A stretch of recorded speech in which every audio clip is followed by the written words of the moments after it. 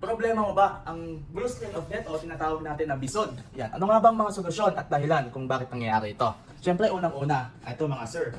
Ang pinaka dahilan ng unang nangyayari na dito, accidentally shutdown. So, habang ginagamit mo yung unit, o kaya nag-Windows update ka, bigla mong pinatay yung system unit mo, yan, isa yan sa mga dahilan kung ba't nagbibisod. Ito pangalawang dahilan. Ayan, habang nagda-download tayo, may mga nagda-download tayo ng kung ano-ano, possible mga virus, mga malware. Ayan, isa yan sa mga dahilan kung bakit nagbo-blue screen of death ang mga computer mo at napakadami pang iba. Siyempre, itong dahilan ng video na to para sa mga solusyon. Pinakaunang solusyon natin dito, ito na kasi, no way na siya para ma-fix, so hindi siya pwedeng ma-enter, o kaya F1, pasok tayo sa BIOS, etc. Hindi na siya pwedeng gawin. Pinaka-best solution natin dito, hugutin natin yung SSD. Then yung SSD natin, ililipat natin dito sa kabilang, yan, nabuo na system unit. Then i-clone natin sila. Ito nga pala mga sir, yung buong system unit natin, syempre buo din yung SSD na ito na hindi siya nagbisod. Itong bisod naman na isang system unit natin, hugutin natin yung SSD na ito. Syempre, turuan natin kayo kung paano maghugot ng SSD. Ito mga sir, kailangan na pala natin dito na tool, syempre Phillips screw. Ayan, buksan natin ang likod. Ito usually, first thing pala natin, patay ng system unit. Kahit hindi nyo na-unplug mga sir, safe naman yan, wala siyang kuryente sa loob. Ayan. Ito usually pala na order na case natin, kaya ito yung binigyan natin ng instructions. So, ito binuksan mo yung system unit. Ayan, makikita natin ang SSD. Ito ang 500 GB na SSD mo. Ayan. So, pwede mo siyang kamay na lang kung medyo mahigpit, gamitan mo ng screw. Hugutin nyo lang ito mga sir. Then, ito ini-slide lang naman siya.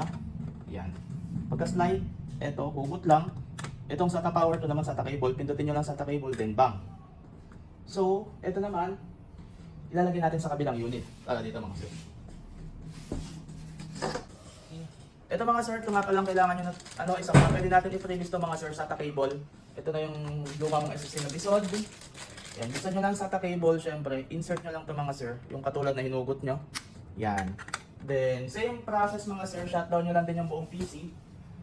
Through proper shutdown, syempre, ito po. Huwag nyo biglang papatayin yan, kasi buo yan, baka masira din. Yan ito mga sir, yung pagkabukas natin ng system unit, kaya makikita nyo yung, ito yung buo natin ng SSD syempre. So, hanapin natin dito yung SATA power.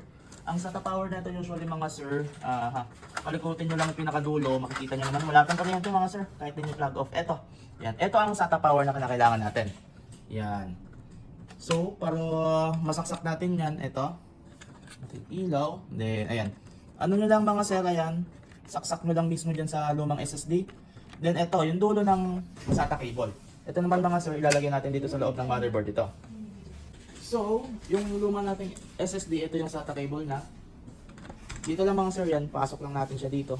Yan po. Then, para masaksak mo siya sa motherboard, check nyo lang po yan. Ayan, medyo may kurba siya. Then, pantayin nyo lang yung kurba mga sir. Ayan.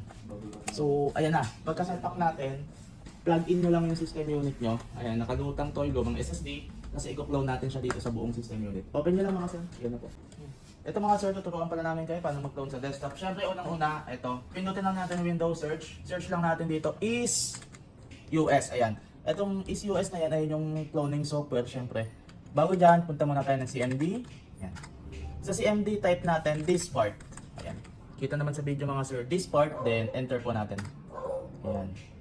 So, pag this part natin, ayan, list this naman ang kasunod. List this. Ayan po. Siyempre, after ng list this, ito pangatlo. Select this one. Pagka-type natin ng select this one, enter. Then, sundan natin ang clean. Bali, pinormat po natin. Ito, mali yung select this natin. Situational kasi siya.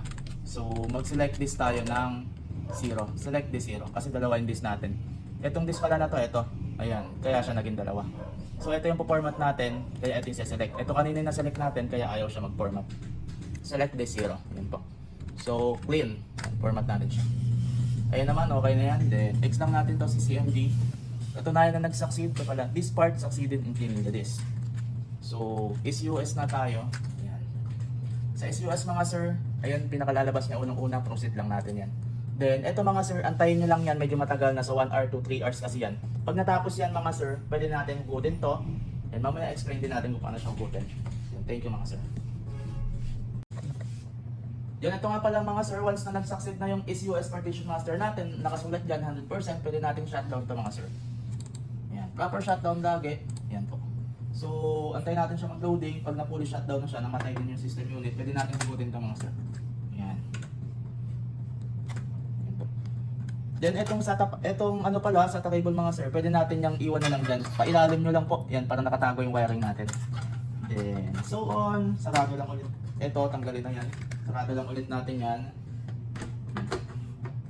Ito, sinaslide lang siyang pa ganyan. Then, sabay screw na, sabay likod. Yan. Ito pa.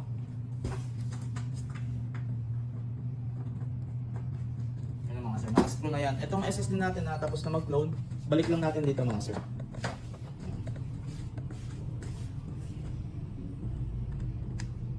Kailangan huwag kakalimutan mga sir kung paano nyo tinanggal, ganun nyo din ibabalik. Tapos kung ito, slide lang siya. Then, huwag nyo kalimutan i-screw. Ayan po. Siyempre, pag na-screw na, ayan, sarado na natin mga sir. Then, screw ulit. Cut. Afterwards mga sir, check natin kung gagana na yung system unit. Ayan po. Ayan, open lang ulit natin mga sir. Then, magdi-display na po siya. In case nga na may mangyari bisod ulit, same progress po. Ganun ulit gawin yung process mga sir. Ayan, nag-loading na siya. Sign na indicator na buo na yung system unit mo.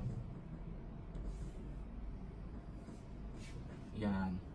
So, pag lumabas na to mga sir, syempre, saksak na lang siya sa internet. Automatic naman yung mag-Windows update. Kung ano yung laman mga sir ng tinanggalan natin dito, hanapan nyo lang siya ng pinakabuo yung system unit na smooth. Doon nyo i-copy yung files niya. Eto, so smooth yon, yung files niya napunta dito lahat. Ito na yun mga sir, yan. Buo na yung system unit na yun siya. Ayan, nawalan siya ng oras. Yan, kaya may computer shop na daw ko natin. Ayun lang mga sir, sundan nyo lang yung video na to sa mga nahihirapan dyan ng computer shop. Problem, matututo po kayo dito. Thank you po.